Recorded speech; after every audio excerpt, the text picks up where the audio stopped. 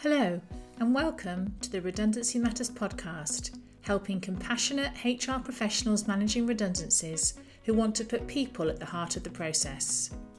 I'm your host, June Hogan, a qualified career coach and outplacement specialist with a background in HR and founder of outplacement services provider Wildwood Coaching. In this podcast, I'll be sharing my insights and experience from being on both sides of the redundancy table and from my years of experience supporting individuals after redundancy through outplacement support. Hello and welcome to this episode of the Redundancy Matters podcast. I'm June Hogan. I'm a career coach and outplacement specialist with a background in HR. And today I'm going to be talking about the importance of planning for redundancies, talking you through some of the things that you need to consider and have on your radar before you even begin to announce the possible redundancies and restructuring. So one of the things that's important at the start is to think about who do you want on the project team and who do you need on the project team. I've managed redundancies in the past, and there's a balance between having people who are close enough to the detail, close enough to understand the impact of the potential restructure on people within their teams, but not wanting to involve too many people, because the planning stage before the announcement is made is often when you need to protect confidentiality for obvious reasons.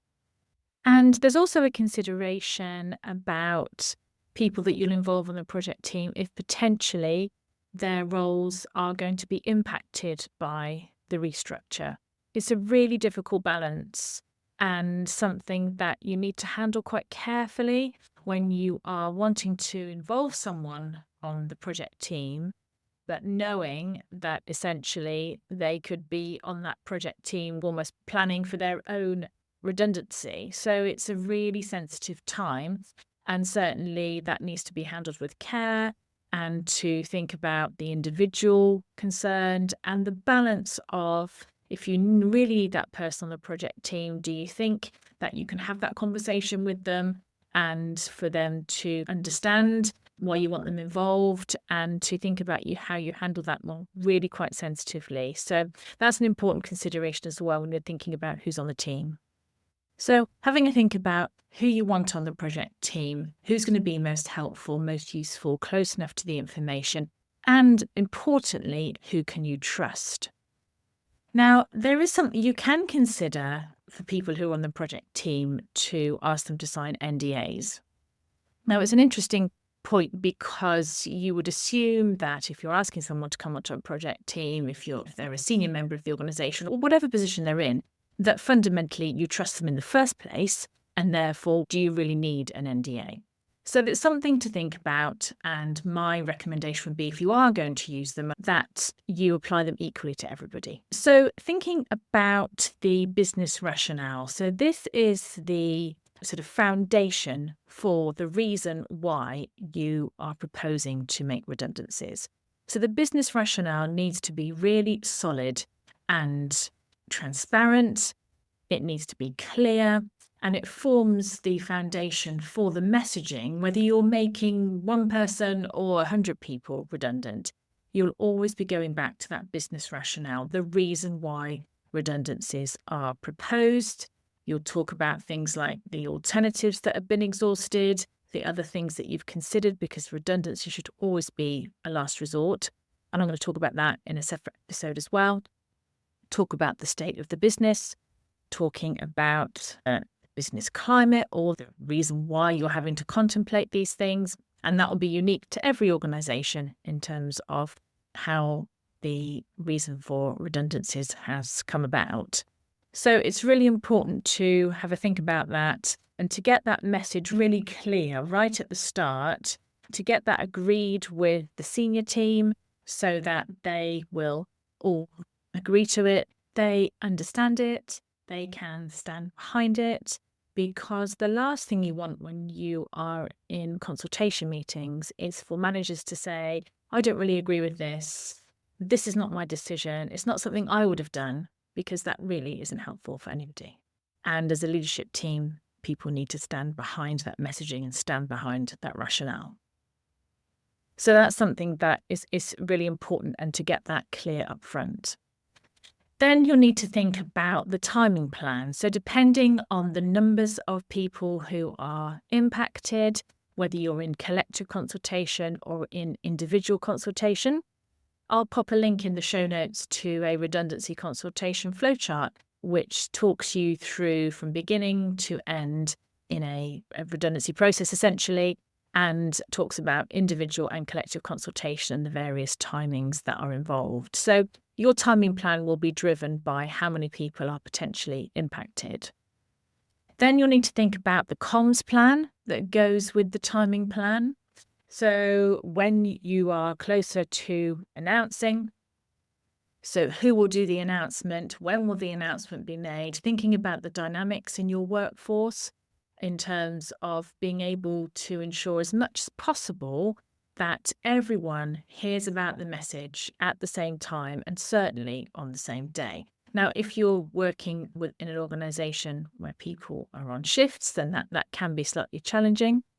One thing that I would always recommend is that you make the effort to go in on a night shift, for example, and show up and deliver that message in person. So the line manager would be doing that, or senior manager, whoever the head of department is, and more often than not, where it's possible, then a HR representative would be there as well. I remember doing that many a time when I was involved in managing redundancies, and it really does make a big difference if people can hear from somebody. Now, I appreciate in person isn't always possible, but certainly if it is possible, then I would recommend that you do that as opposed to just sending out a company-wide email. That might be a follow-up, but if your organisation, people are working face-to-face, working in a factory, warehouse, whatever it might be, then that face-to-face communication really does go a long way for people.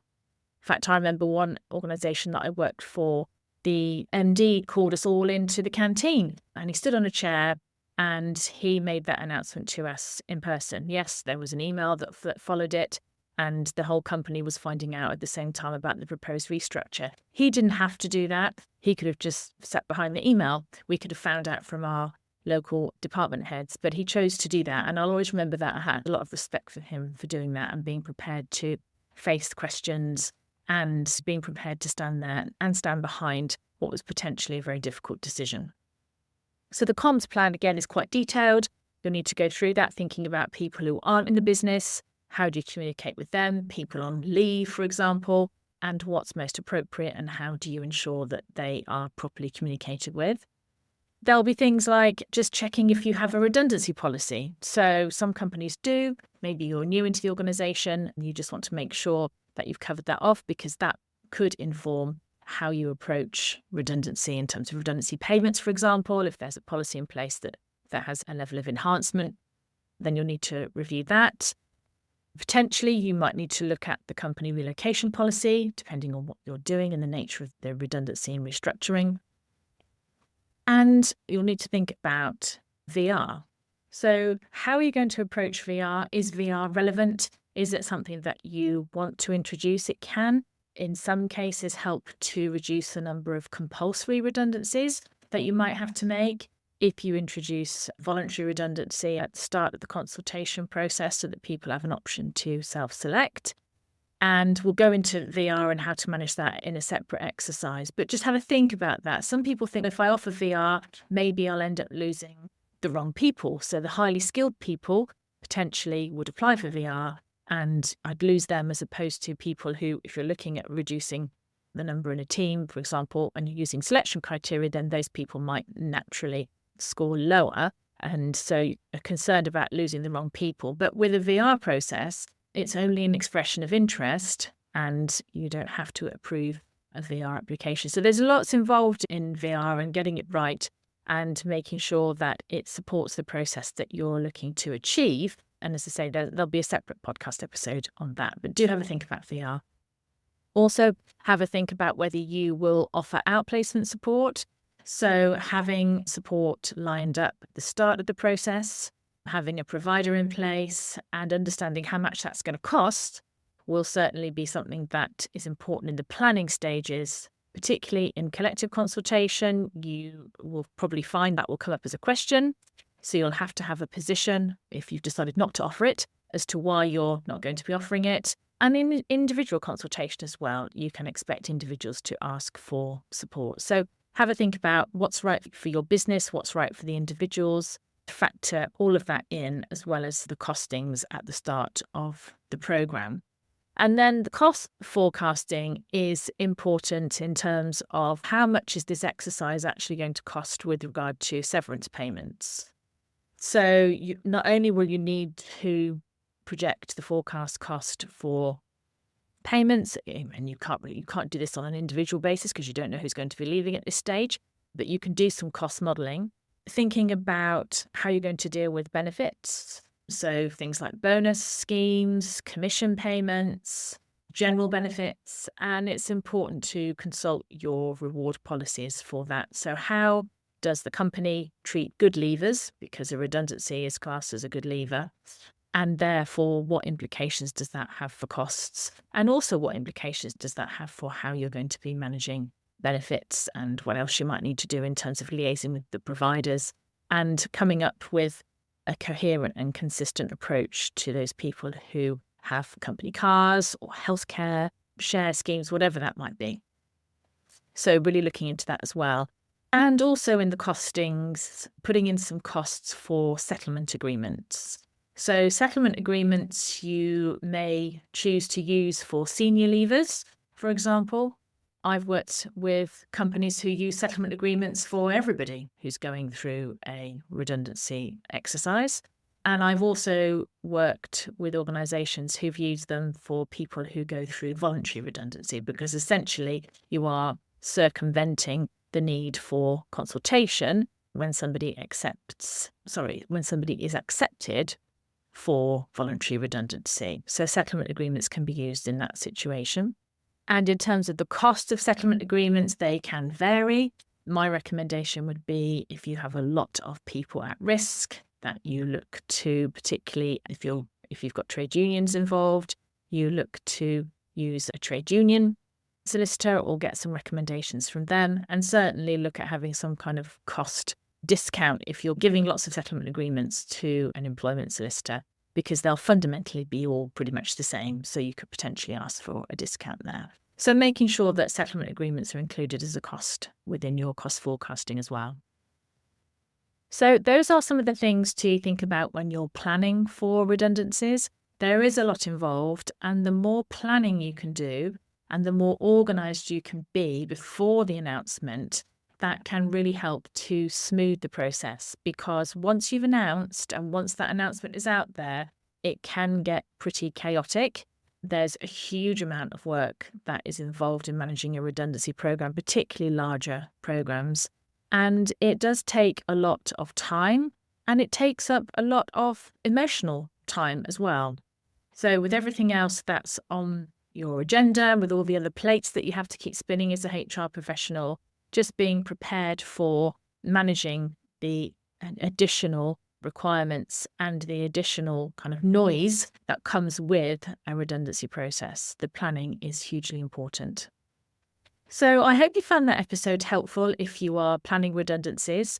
As I mentioned, there's a link to a redundancy consultation flowchart that I'll put into the show notes. That gives you an overview of the redundancy process.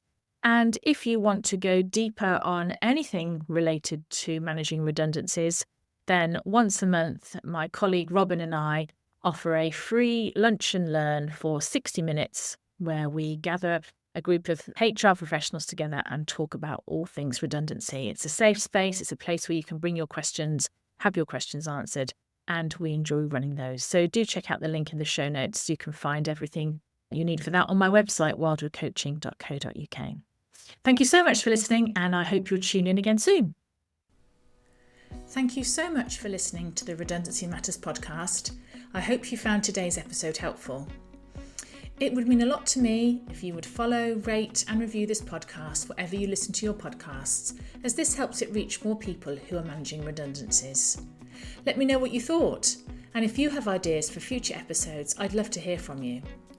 You can find me on LinkedIn, June Hogan, and get in touch via my website, wildwoodcoaching.co.uk, where you'll also find more resources to help you manage redundancies. I hope you'll join me again soon for the next episode of Redundancy Matters.